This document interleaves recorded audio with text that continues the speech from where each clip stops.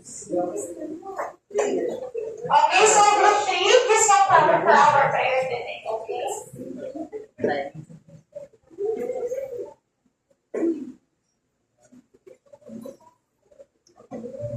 Are you ready to pray, Catholic?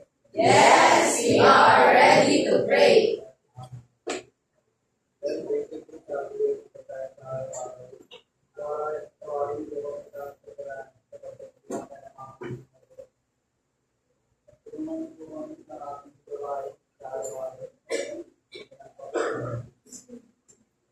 Amen. So, good morning, class. Good morning, Mama. Good morning, Sir J. Mars. Good morning, teachers. Welcome to grade 9 in Balot Falls. Mabuhay! Okay, so for our classroom rules, again, you have to sit down straight, avoid slouching. Okay, keep your cell phone inside your bag. And if you have clarification or you wish to answer, you have to raise your hand. Respect everyone and be attentive at all times. Is our classroom rules clear? Yes! Okay, so for our attendance, may I ask our secretary to check our attendance today. Alright, so for our recap, is there anyone po who wants to share kung ano-ano po ba ang mga types ng mga electrical maintenance na ating na-discuss last week? And also, it was included in our written works. Okay? Is there anyone po who wants to, yes? Yes, Tessa? Yes, the different types of maintenance. Yes, condition based. Anything else? Predetermined and corrective. Okay, so yes, another answer.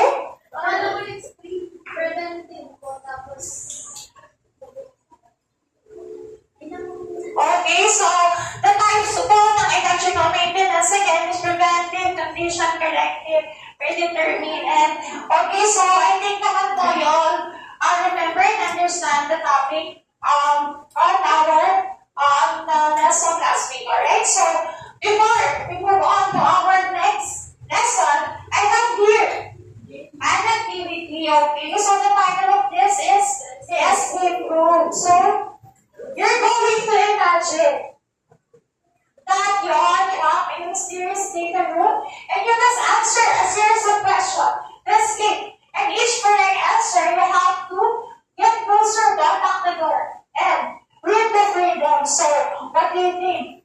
You can make it, kaya? Okay, so let's proceed now to the first clue, or the step 1. Okay, so the first clue, you find a lockbox.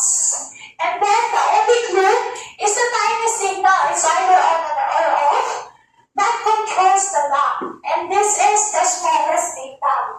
So, what do you think? And let's review the first question.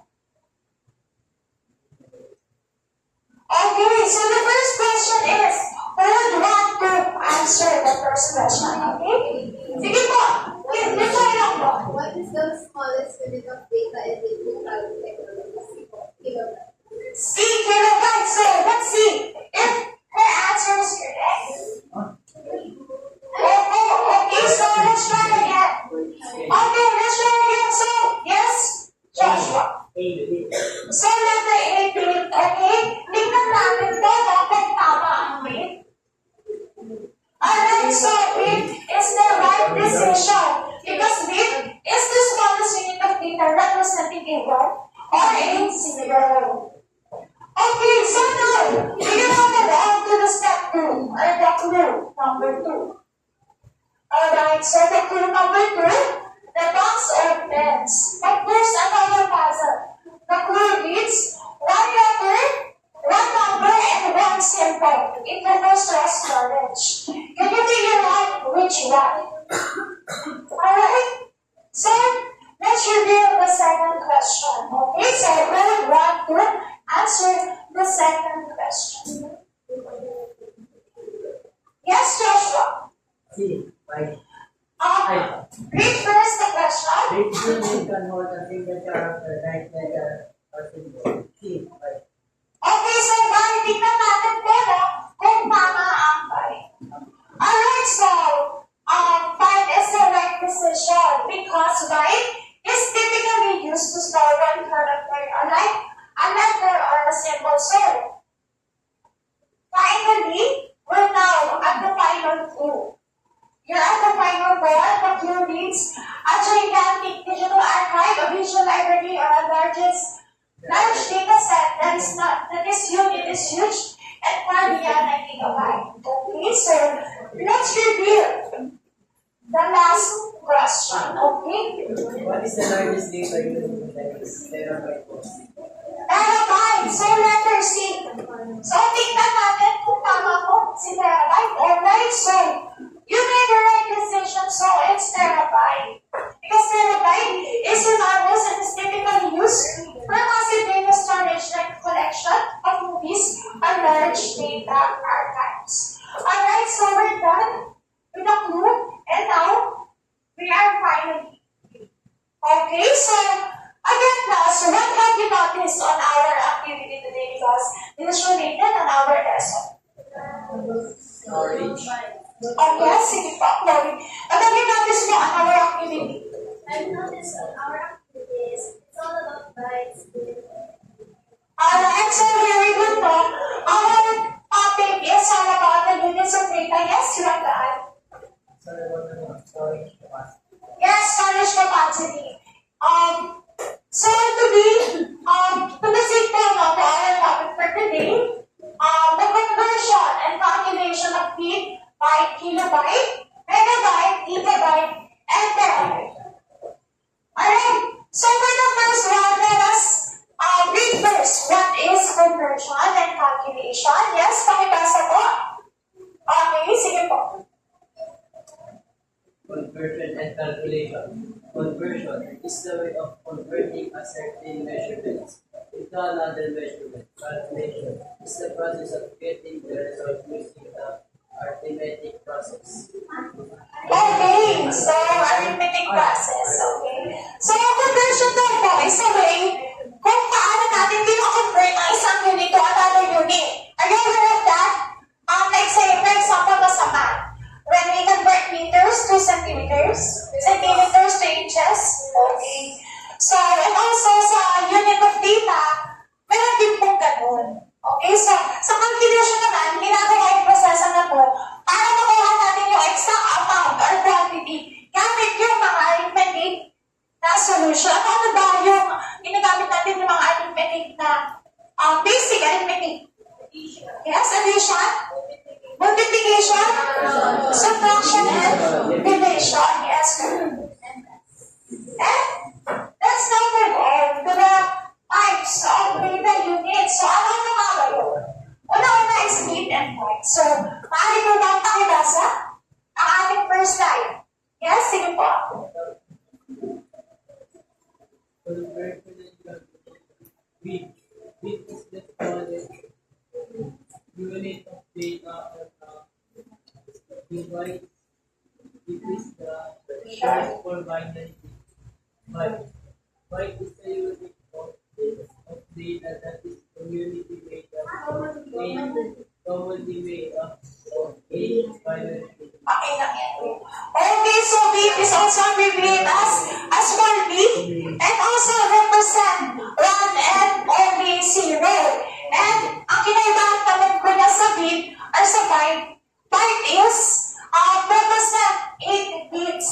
So, ang pagkakaiba po nila, byte po is consists of 8 bits, which is the bit. So, alam na po ba ang pagkakaiba ng bit and byte? Okay, wala na pong question? May question na po ba about sa bit and byte? Okay, so moving on to the next. Next type of data unit, which is the kilobyte and the megabyte. Okay, pakibasa po. Kilobyte is the smallest unit of memory measurement and greater than a megabyte. The unit for measuring data applied to digital computers for storing data. A megabyte is equivalent to 1 billion bytes. Alright, so thank you. No, so kilobyte of storage. Ang equal po ng kilobyte is 1,000 bytes. And as you can see po sa mga small files, pwede po magkasya ang storage po ng sa kilobyte. Like mga simple text lang po. Kaya po na kilobyte. Yes? 1 million. Yes, 1 million. 1 million bytes. Okay? So sa megabyte naman, ang megabyte is mas mataas ang capacity niya compared sa kilobyte because it has a 1 million bytes. Eh syempre yung familiar na po no, sa mga MB, saan niyo po ba siya madalas naririnig? Sa phone, sa mga memories na po, saan pa? Store. Yes, sa mga Play Store, sa storage, sa mga ano pa, data, right? Okay, so alam na po ba ang difference between a kilobyte and a megabyte? Yes. Okay, so moving on to the next data, which is the gigabyte and the terabyte. Okay? Pakibasa nga po. The last, yes.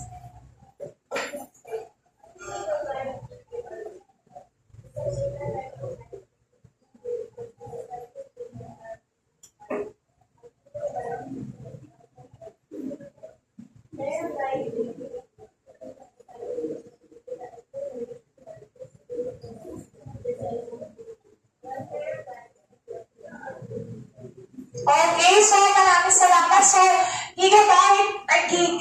So, GB. Naririnig na po ba yun? Madalas na gig. Gig yung dati nating term dyan. So, sa gigabyte po, ang madalas po niyan is, malaki din po ang capacity niyan. Ginagamit po siya. Pwede rin po sa mga storage ng computer like HDD, SSD. And also po, no, ang gigabyte is merong 1 billion bytes. Yung kanina, kung si kilobyte is may 1,000 byte, si megabyte may 1 billion, and then si gigabyte has 1 billion byte. And the last one po is terabyte, which has a 1 trillion bytes and can hold a large capacity of like songs, movies, because terabyte is a large data storage. Okay, so is there any question pa po about the gigabyte and terabyte? Okay, so is there? If there's not, is there anyone who wants to share po? Kung ano ba ang mga difference between the bit and then up to the terabyte? Okay? Anyone? Tessa? You want to discuss po? Ano po ba ang difference na mga data unit based po dun sa ating i-discuss today? Okay, sige kayo po. Okay lang po yan. Yes, in your own words. Wala namang pong mali dyan. Based on your understanding. Yung mga difference ng mga data units. Halimbawa, si pi. Ano ba? Yes? Okay, Marie? Ang difference ng po nila is yung capacity na kayo. Yes, si Pete? Ano ba si Pete? Kaya na lang po is one. Tapos yung byte is 100%. Yes, tama na po. And? About the other data units? 1 megabyte is equivalent to 1 kilobyte is equivalent to 1,000 bytes. Okay? 1 megabyte is equivalent to 1 million bytes.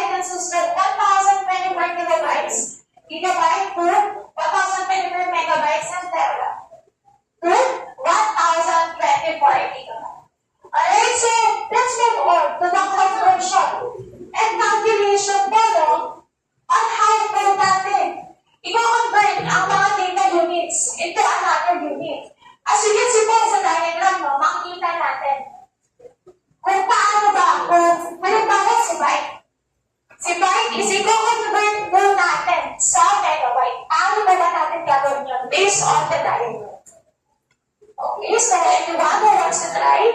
Halimbawa po si Pi. Ika-convert po natin siya sa megawatt. How will we are going to do that? Based on the diagram, nalagyan na may mga arrow. May arrow sa taas, ibig sabihin, pagaling siya. May arrow sa baba, ibig sabihin, pagaling siya. Pero sinabi ko, from 5 to megabyte. Paano niyo ba siya gagawin? Di ako idea pa. Okay, so, if ever mo, you are going to, convert, halimbawa mo si byte, you are going to convert into kilobyte. Paano gagawin niyo? This one, dahil naka-arrow siya pataas, pamunta dun sa kilobyte, you're going to divide. Divide it into 1024. Okay? So, if ever naman mo, dahil yung sinabi ko sa inyo kanina is 5 to megabytes. So, dahil megabyte siya, after i-divide sa 1024, you have to divide again to 1024. So, you can have the unit of megabyte. Okay? Understand? Okay, so how about naman po? If gigabyte to kilobyte. Yes, sige po. Kayo po. What are we going to do? Okay, so you have to multiply based on the diagram here. Kapag si gigabyte is ito-transfer mo siya sa kilobyte, you have to multiply 1,024 ilang beses?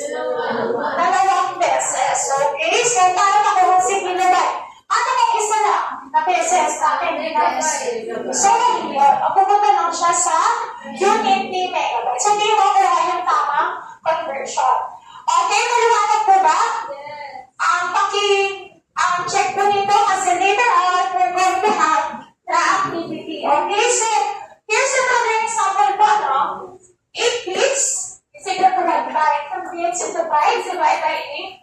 All the word bytes will be multiplied by 8. So, ito po sa problem na nakikita ko is, ang conversion po ng bit and byte is i-divide na siya sa 8 because byte is only equal to 8 bits. Okay, so kapag this is i-convert sa byte, you have to divide, and then if si byte naman is convert to bits, you have to multiply. Yes.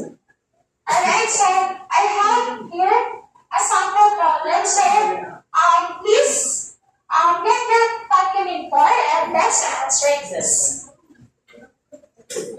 If you don't have calculator, then use your cell phone. Only calculator lang po ang gagamitin sa cell phone. Okay, so you may start now, and then raise your hand if you're done, and then I will call someone to answer. Okay, so you have to convert the first one to kilobyte, from kilobytes to bytes. Based on the diagram, so lagi nyo lang tingnan kung paano ba ang process.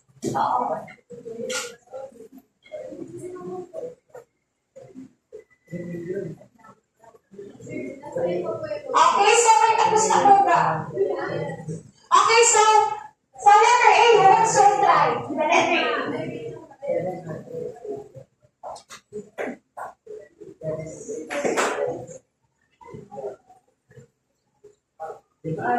Okay, meron na po ba ang gusto mag-try sa letter A? Okay lang yan, yes. Yes, letter A.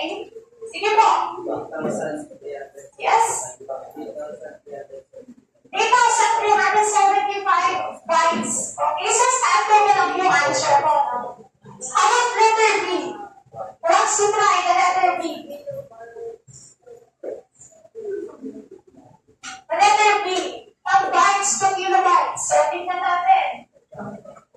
So, ano na ang gagawin nating solution for that? From bytes to kilobyte. Nasa pa si bytes, and then nasa si kilobyte. Then check nyo si arrow. Yan, sige po. Okay, so let's reveal the answer.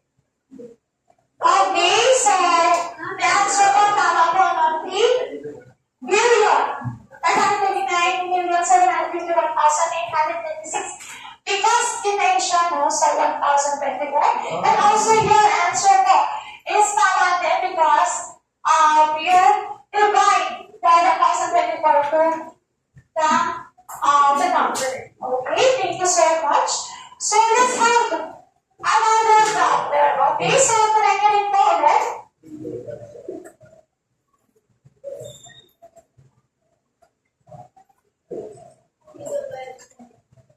Raise your hand po if you want to answer na. If you're done. Yes, Chloe. For letter? Okay, so kayo po. Ano po ang answer niyo sa letter A? 100? What solution? Yung ginawa niyo po. Ano po solution? Dinivide. Yes. Okay, so tingnan natin yung standard lang po yung answer. Then, letter B, okay? 1,170. Tapos na 172. So, ano po ang solution na ginawa? Ilagay ko po yung 1 million sa 1,000. Yung 1 to 1,564. 1,024. Okay. Kasi tama naman po ang solution. And then, tingnan po natin kung tama ang sagot. Okay, so tama po, no? And also make sure po kapag na-convert nyo na po ang mga following na data unit, dapat po ilalagay nyo kung anong unit na siya na-convert. Okay, lagi nyo nagtatandaan, lagi na dapat nakalagay yung unit of data after yung kinonvert. Okay, so is there any question na po about the conversion and calculation? Okay, nakuha mo ba pati itong ating diagram? Alright, so let's have our activities. So our activity is the conversion champion. Again, you're going to group again in the pie. So 1, 4, 5, 1, 2, 3, yes, 3, 4, 5. 1, 2, 3, 4, 5. 1, 2, 3, 4, 5. Okay, so group 1 here, group 2, group 3, group 4, and group 5. So, tayo na po, and then, let's have our activity. Okay, group 1 here. Group 1.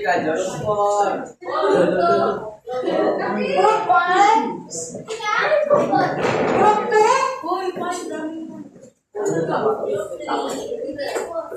And then group 3. And then for group 4. Okay, group 5 here. Okay, so medyo madami kayo pero no problem lang to. So makakadali tayo today. Group 5? Okay.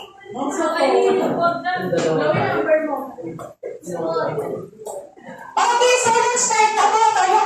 You will be given 3 minutes po for that activity. Again, one representative po for each group. You're going to create based on our rubrics. So, your titles comments now. Ikaw yung dinakikita. Alright, so, yan.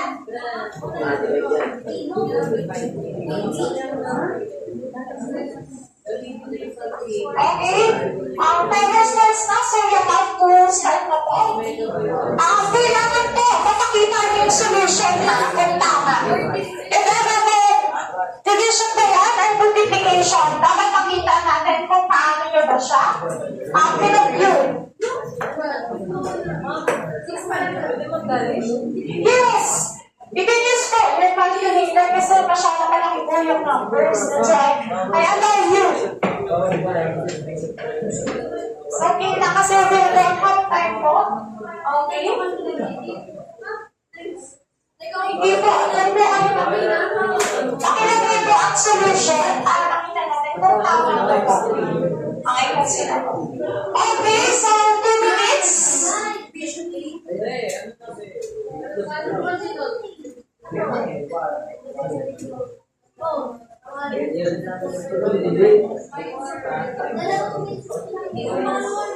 Again po, lagi niyo pong tatandaan kung ilang pesos po dapat siya i-divide and ilang pesos po dapat siya i-multiply.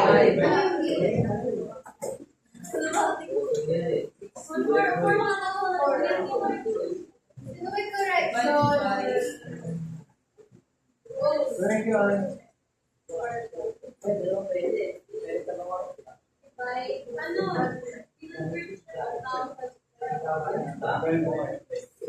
Okay, 1 minute and 15 seconds.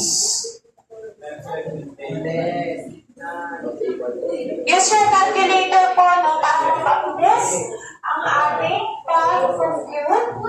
Pero make sure po na tama ang pag-type ng numbers kasi magkamali lang kayo ng isa dyan, mali na yung magiging sound niya. And don't forget po to put the unit of data sa inyong sagot. Okay, 42 seconds. 38. May talas mo lang?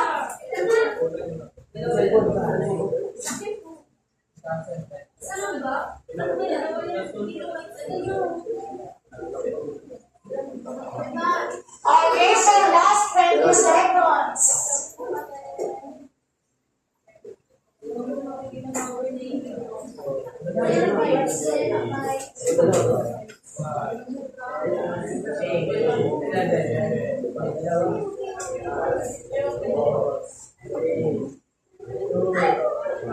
Okay, so time's up. Okay, so I'm calling the representative of Group 1 to present their answer. Okay, so please come forward to present their answer. I have also here my answer so we can compare them.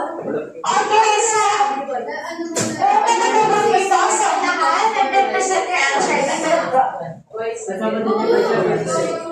Yes, Group 1. Dito na po. Okay, so Group 1 is here. Okay, last. Okay, makinig na po. Group 1 is here to present their answer. So Group 1, what solution do you give them po? From megabytes to bytes. Convert the following units of data. So we have number 1, we have 586 megabytes into bytes. We convert it by using multiplication.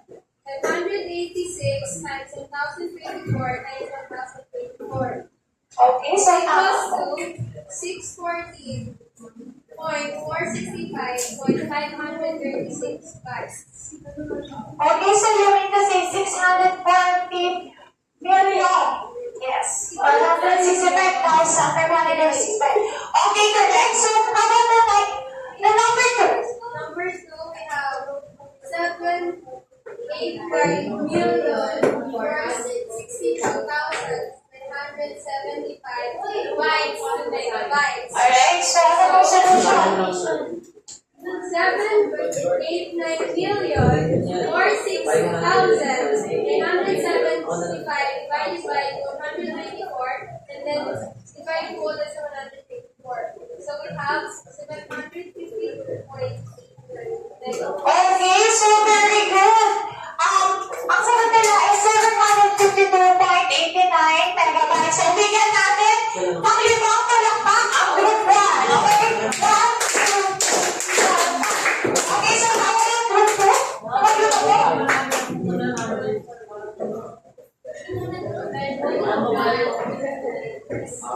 Okay, so for Group 2, ano pong nakuha nila from bytes to kilobytes naman po sila.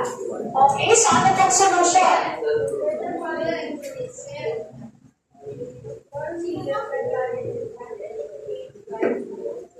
Okay, so paano po ang ginawang solution?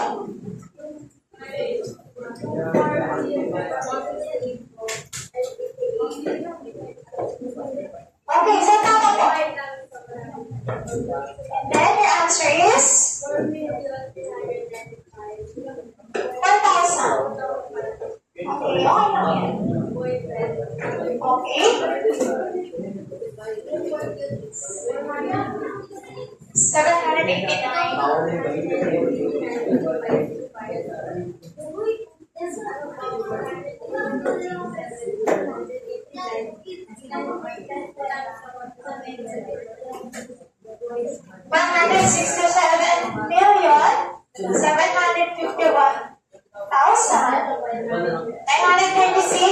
bytes. Okay, so tama po ang sagot ni Group 2. So bigyan din natin po sila ng 5 palakpak. 1, 2, 3, 4, 5. So how about Group 3? Lapit na po dito. Group 3. Yes, hindi po magpapatalo ang Group 3. Lapit na po.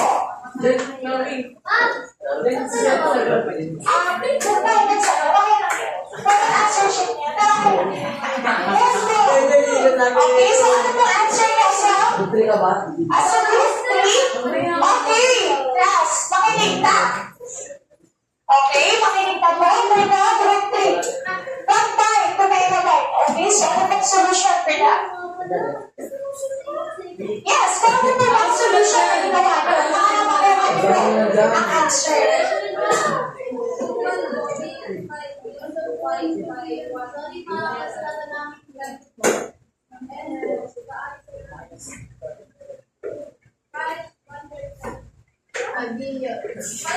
Pero tama naman siya. Pero, that's average by 571.0. Kasi may decimal naman siya. Pero po, na ganito, kung sagot nyo, may manghabang decimal point na answer, you only getting, guys, class, makinig.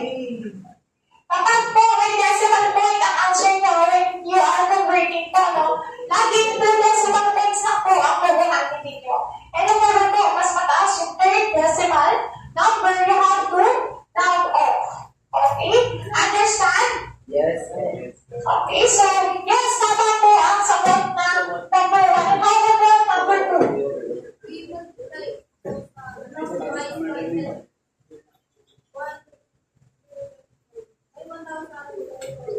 Okay, so tama po, no? Ang 795 billion ang answer nila. Alright, so tama po ang Group 3. So bigyan din po natin sila ng 5 palakpak. Okay, so 1, 2, 3, 4, 5. Tama po ang Group 4. Bakit po ang Group 4?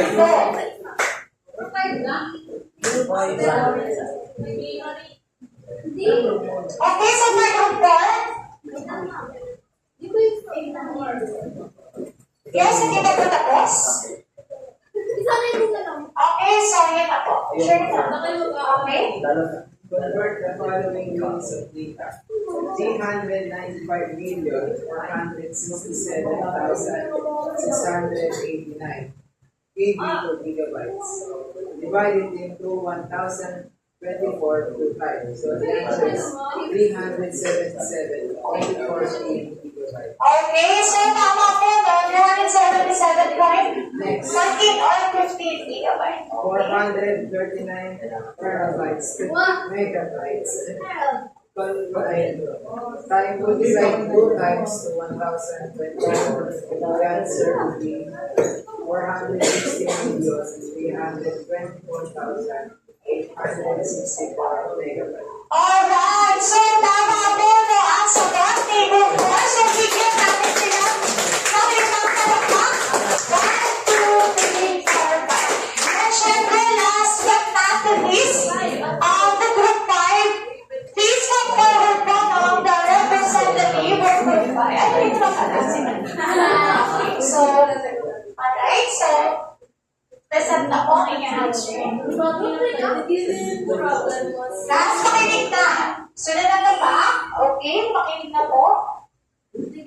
Our given problems is number 1, 467 by 2 megabytes. The solution is 467 times 1,004 equals to 778,208 times 124 is equals to 489,684,990. Okay, so tama. How about the next one?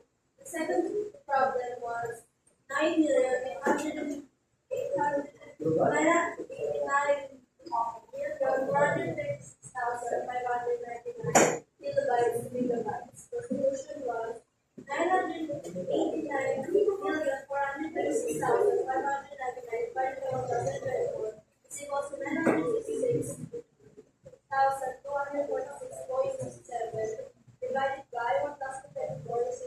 Alright,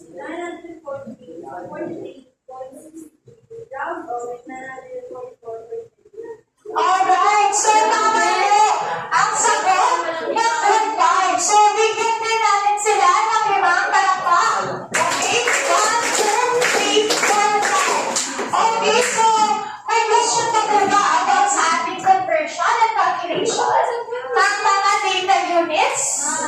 Okay, so none. Okay, I have here a question for all of you.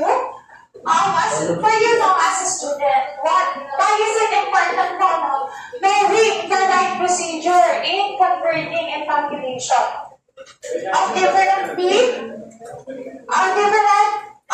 units like bit, byte, KB? Ano po ba ang importance niya sa atin kapag tayo ay marunong mag-convert and mag-calculate niya? Sige nga po. As a student po, no, ano po kaya ang importance na alam natin ang process when we calculate and we convert the unit of data? Okay, so ano ba po? Yes, Joshua. Ano po kaya ang importance niyan? Na as a student po, no, na tayo ay marunong mag-convert and mag-calculate. Yes, tayo po. Yes, also, no, kapag tayo ay marunong mag-calculate, we can answer the different math questions. Any other question? Any other answer? As a student po, what is the importance po na tayo ay marunong yan? Like for example po, no, kapag tayo ay marunong na sa mga conversion, halimbawa, hindi tayo maluloko sa mga stores. Like halimbawa, ino-operan tayo ng mga malalaking, halimbawa, nag-offer 1,000 KB daw ang memory. And then, pang ano daw siya, pang cellphone, or pang laptop. And then tayo, dahil hindi tayo marunong bumasa or hindi natin alam ang data unit, tayo ay nabudol. Yun pala, malita pa ng storage niya. So, diba? It is very important po na tayo ay marunong ng conversion and calculation. And also po, sa mga cellphone po ninyo, alam niyo ba kung ilang gig ang inyong mga? Diba? Alam niyo, diba? 1 to 8. So, alam niyo ba kung ilan na lang natitirang data or storage na meron kayo?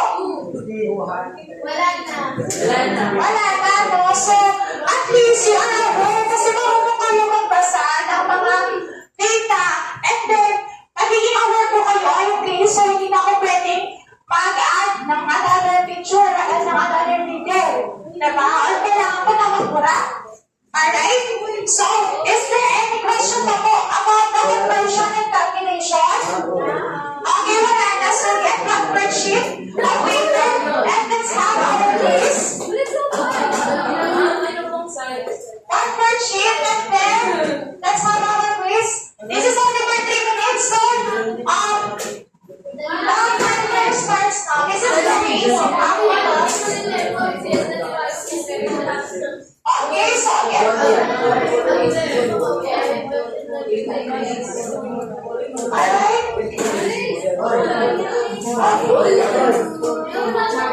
Okay, so get one. Okay, your timer na po is 2 minutes and 33 seconds. So, pakibilisan. That's very easy lang po if you truly understand our lesson today. Okay? Okay, we only have 2 minutes and 30 seconds.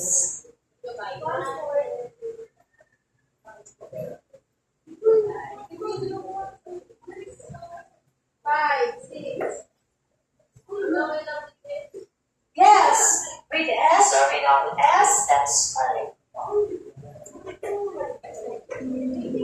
Okay, so 2 minutes and 6 seconds. Yes. Okay na po bigyan ng number. Basta po, alin na lang ang quiz. Okay, 1 minute and 52 seconds.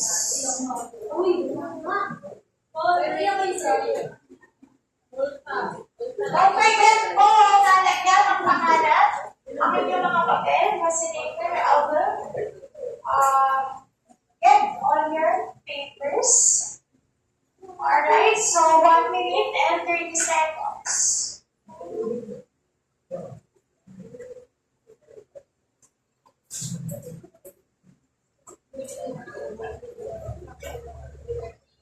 Okay, so may tapos na ba? Okay, 1 minute and 16 seconds. Yes.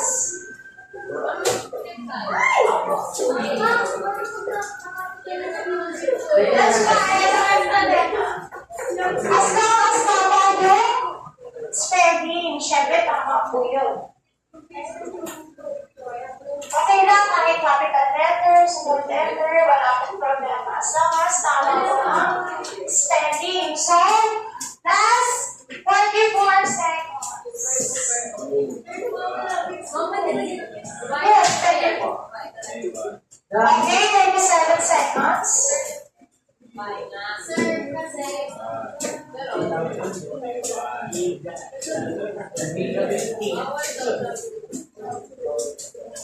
Okay, so 24 seconds.